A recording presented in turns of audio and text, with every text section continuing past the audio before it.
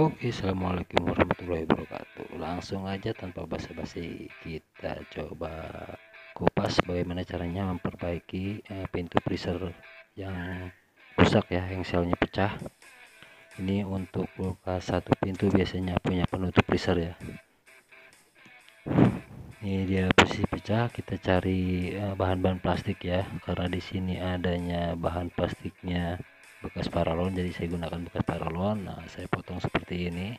Nanti kan saya akan bakar ya. Nah, ini saya bakar dibentuk seperti ini sesuai dengan pecahnya seperti apa. Nah, saya bentuk L gini.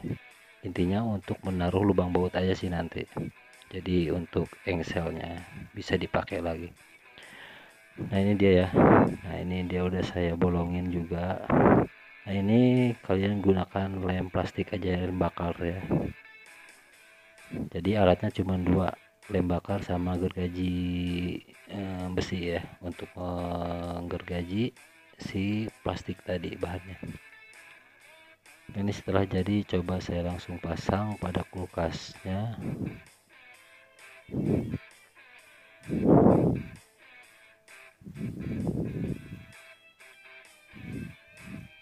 Ini agak susah ya posisinya, HP saya taruh di bawah. Nah, nanti akan saya kasih lihat hasilnya. Nah, seperti ini hasilnya nanti. Jadi engsel yang atas itu masih bagus. Nah, engsel yang bawah itu kita masukkan baut ke plastik yang L tadi ya, yang kita bikin ya. Jadi dia ada pegangan kembali seperti ini ya, tuh kan bisa dipakai lagi. Jadi lumayan lah, karena beli juga nggak ada, lebih baik kita perbaiki. Oke, sudah berfungsi lagi dengan baik.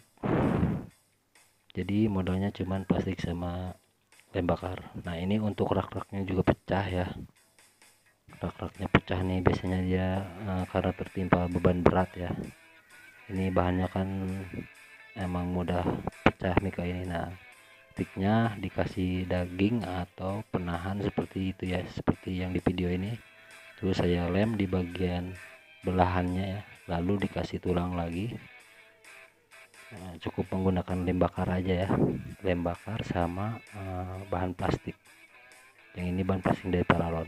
Nah, ini udah lumayan kuat lagi ya.